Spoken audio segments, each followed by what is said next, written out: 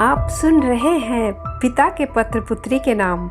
ये पत्र जवाहरलाल नेहरू ने जेल से अपनी बेटी इंदिरा को लिखे थे।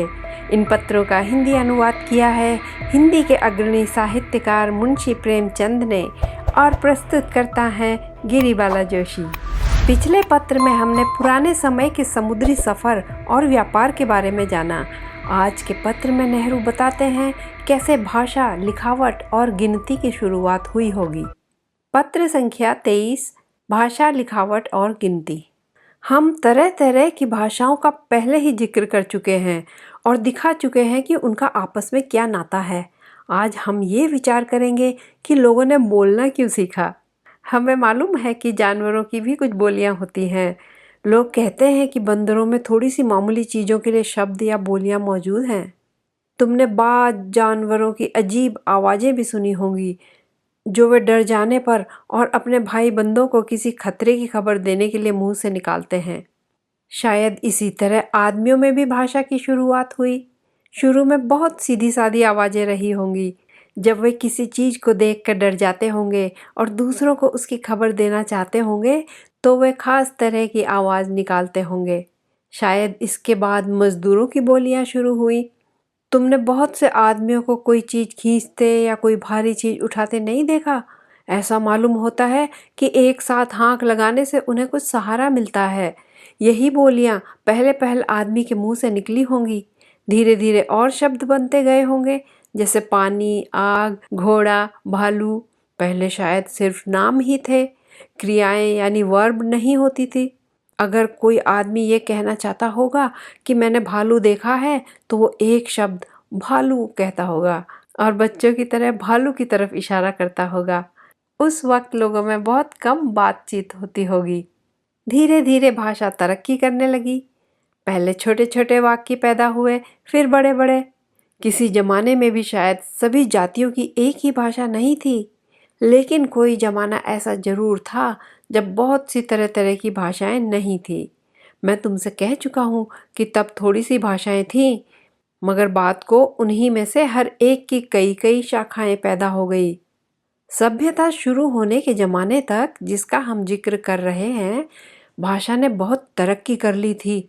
बहुत से गीत बन गए थे और भाट व गवैये उन्हें गाते थे।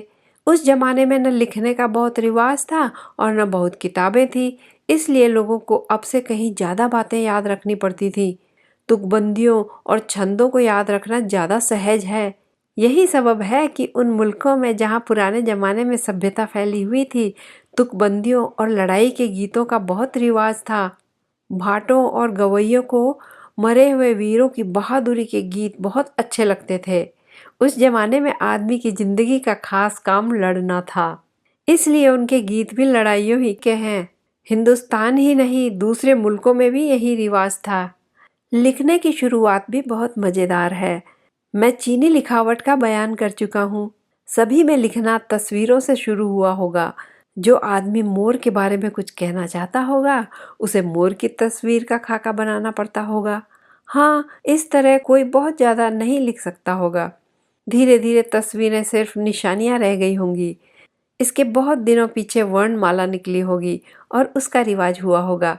इससे लिखना बहुत सरल हो गया और धीरे धीरे तरक्की होने लगी। अदद और गिनती का निकलना भी बड़े मार्के की बात रही होगी। गिनती के बगैर कोई रोजगार करने का ख्याल भी नहीं किया जा सकता। जिस आदमी ने गिनती निकाली वो बड़ा दिमाग वाला या बहुत होशियार आदमी रहा होगा। यूरोप में पहले अंक बहुत बेढंगे थे।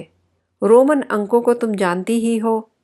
उसमें आई, वी, एक्स इत्यादि वर्णों का इस्तेमाल होता है। जैसे 1 के लिए 1 आई, 2 के लिए 2 आई, 5 के लिए वी और 10 के लिए एक्स का इस्तेमाल होता है।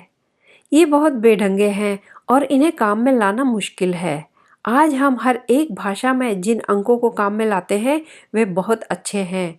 मैं 1, 2, 3, 4, 5, 6, 7, 8, 9, 10 वगैरह अंकों को कह रहा हूँ। इन्हें अरबी अंक कहते हैं क्योंकि यूरोप वालों ने उन्हें अरब जाति से सीखा, लेकिन अरब वालों ने उन्हें हिंदुस्तानियों से सीखा था, इसलिए उन्हें हिंदुस्तानी अंक कहना ज़्यादा मुनासिब होगा। लेकिन मैं तो सरपट दौड़ा जा रहा हूँ। अभी हम अरब जाति तक नहीं पहुँचे हैं। इन शब्दों के साथ ये पत्र समाप्त होता है। अगले पत्र में नेहरू बताते हैं कैसे आम लोग अलग अलग दर्जों में यानी क्लासेस में बंट गए। इस चैनल पर आपको नेहरू जी से संबंधित हर तरह की जानकारी मिलेगी। आप मेरे वीडियोस को लाइक करके तथ्यपरक ऐतिहासिक जानकारी ज़्यादा लोगों तक पहुंचा सकते हैं। गिरिबाला जोशी को दीजिए इजाज़त। नमस्कार।